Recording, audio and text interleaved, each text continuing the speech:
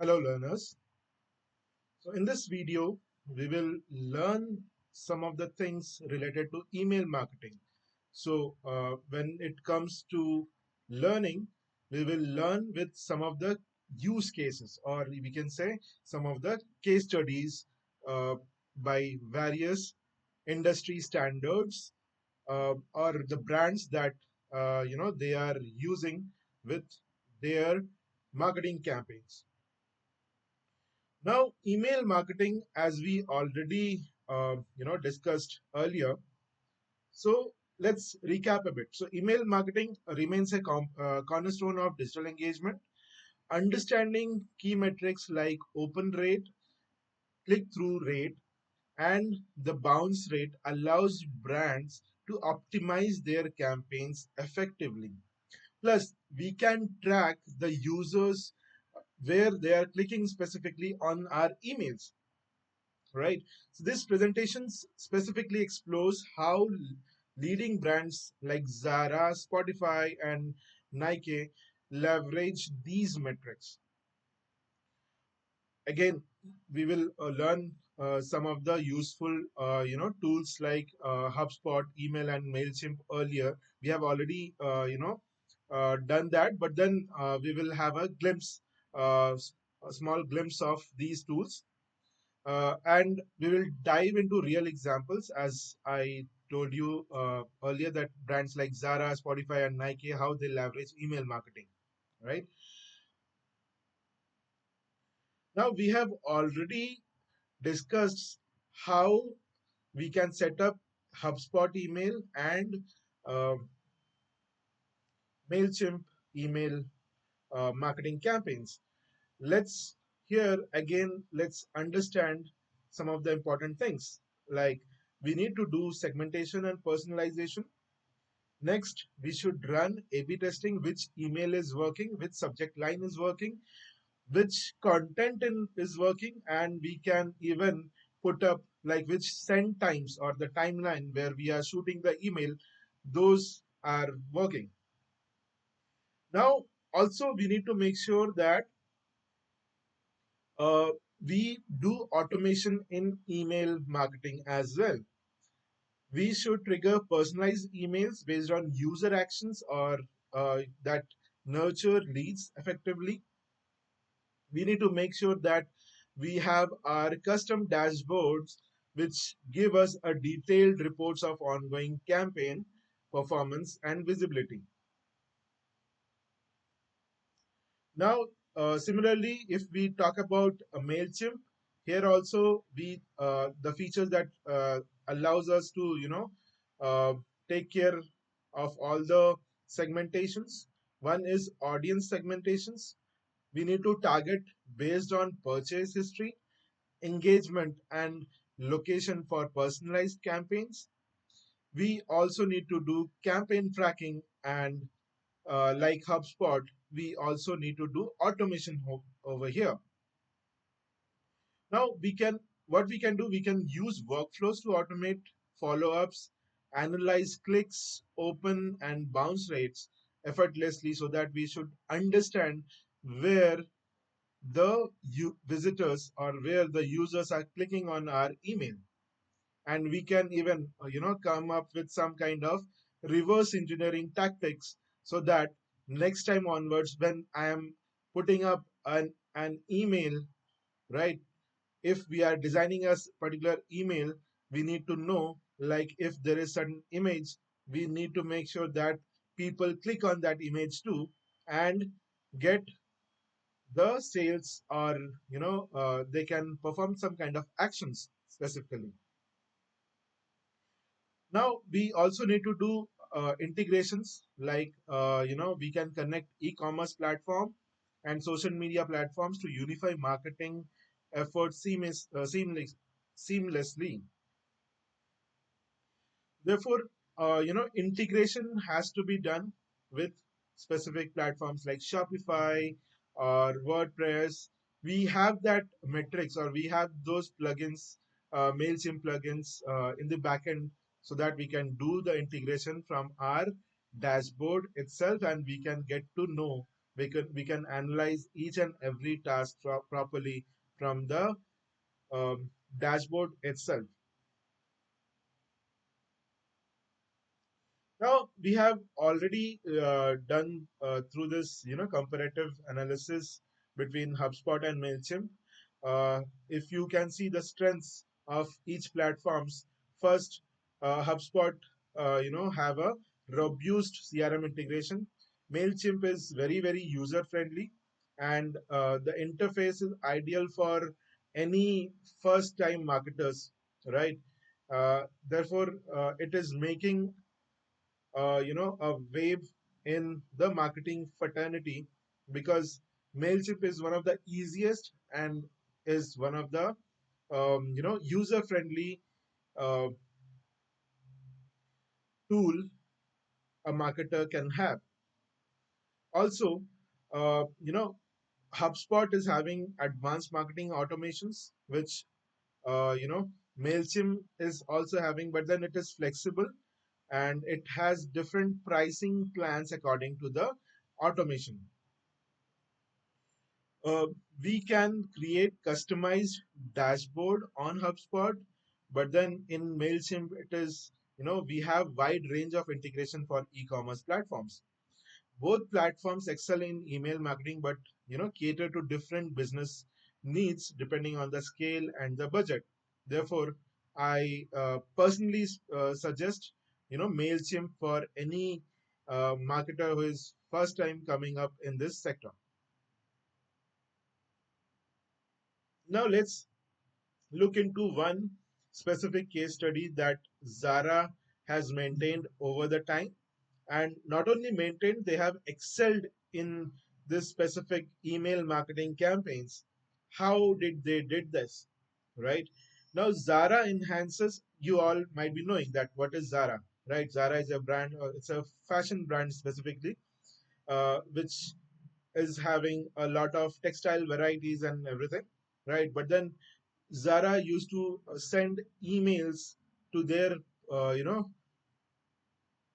customers who have taken or who have registered themselves in any of their newsletters, or they have purchased anything from their website, right? So Zara enhances open rates by including first names and location specific promotions, creating a direct connection with their customers. So I'll give you an example here. So um, we consider it very effectively when we mark any mail with our you know uh, in our first names. So like let's say if I am sending any email, we need to make sure that we customize the names accordingly. We have the technique in customizing the name, right? So hey, for example, hey, Mr. Vijay, right? Uh, New arrivals in the city. Zara improved their open rates by doing this kind of campaign specifically, actually, right? So, therefore, we need to make sure that we take the name, because once we take the name, we are personalizing our messages accordingly. And if we take any particular name of our user specifically, it builds a authority, right? Therefore it is important that whenever we send a mail, we should mention like, hi Mr. Vijay, or hi Miss Sonam. This way they can definitely increase the user portfolio, and even they'll drive the trust and making some kind of authority in the back end, right? So we should also do such kind of A/B testing with subject lines, because while doing such kind of A/B testing, and let's say if we see our name in our subject line itself, in this mail subject line itself, we tend to click on those emails specifically, right? Therefore, by doing this kind of testing, Zara has improved their open rates by 15%, which is comfortably exceeding the industry average, right? Now, when it comes to the performance, the average open rate ranges between 28 to 32%. Isn't it insane? Right? So Zara has this insane open rate of the email campaigns that they are doing, significantly above the standards, which is around 20 to 25%, showcasing effective personalization and strategy. So if you see the timeline, so Zara implemented this personalized email campaigns and A/B tests, subject lines in 2020. They have started this thing in 2020, and consistently they have, maintained and escalated this campaign till 2025, right? So in 2021, open rates increases by 15% as a result of new strategies. In 2022, Zara maintains an average open rate of 22 to 32%, well above industry standards. By 2024, Zara's open rates continue to rise, reaching an average of 35%, insanely, you can say, right? And by 2025, Zara's open rates remain strongest, averaging 37% as they further refine their personalization and testing strategies. Therefore, we need to make sure that we test each and every subject lines. We do a proper A/B testing so that we can, come to a conclusion that they open up the email. First, opening up the email is very important, and then people would take some kind of actions. Therefore, we need to maintain this strategy, this particular thing that, personalizing the emails and specifically targeting the names of the users. Now we have uh, one case study of Spotify as well. So what Spotify did specifically, specifically Spotify used Mailchimp, right? And they have increased the click-through rate using this Mailchimp email campaigns. How did they achieve this? Now, what they did, they, they have specifically have a different, playlist.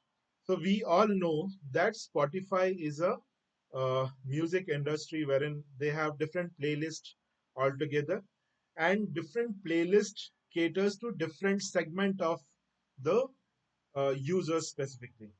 So what Spotify does, Spotify analyzes users' behavior. They target their campaigns according to the users. Now let's say if I am interested in pop music, i'll I'll open on their pop uh, you know uh, playlist, and then I'll listen to the songs, right? Or I'll listen to the musics, pop musics basically. Now there would be different genre of the people who might be who might listen to the podcast, right? So Spotify analyzes each and every user's behavior this way, and they segment their users, and Spotify targets users based on individual listening habits, making emails very, very highly relevant to them, right?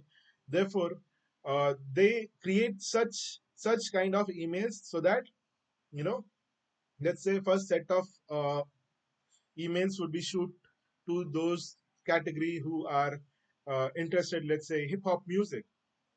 Second category, they might be targeting to the people who listen to the podcast, right? Third category, they might be targeting to the people who have who are very much interested in pop music, right?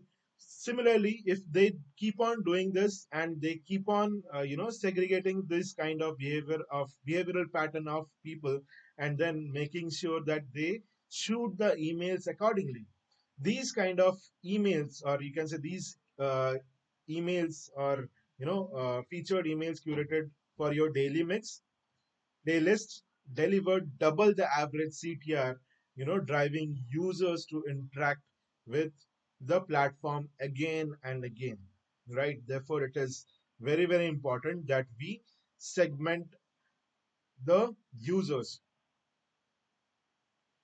Now, Spotify has a clear and concise call to action, such as listen now, which guide users seamlessly to the app experience, maintaining CTR between 4 to 6%, which is on in terms of marketing, it is very good, click through rate. So with this case study, we need to understand that behavioral segmentation of the users are very important, making sure that we make them uh, we ensure that we are personalizing each and every target audiences. We are personalizing the email according to the target audiences, right? Therefore, again, we need to give some kind of clear call to actions, making sure that the CTR is on the above average kind of thing, specifically in case of Spotify, which is between 4 to 6%, right? So making sure that you understand Spotify's email game.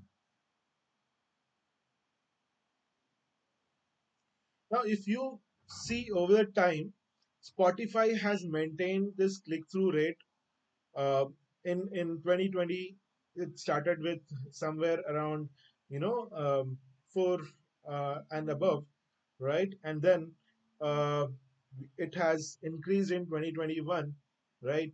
Like near to 5%. 2022, it crossed over 5%. 2023, it has reached around you know 5.5%, and then 2024 it reached somewhere around 6% around 2025. So therefore, it is very important that we understand click-through rate using this Spotify's case study. Now we also need to understand one more case study using this Nike, or you can say Nike's list hygiene strategy via HubSpot.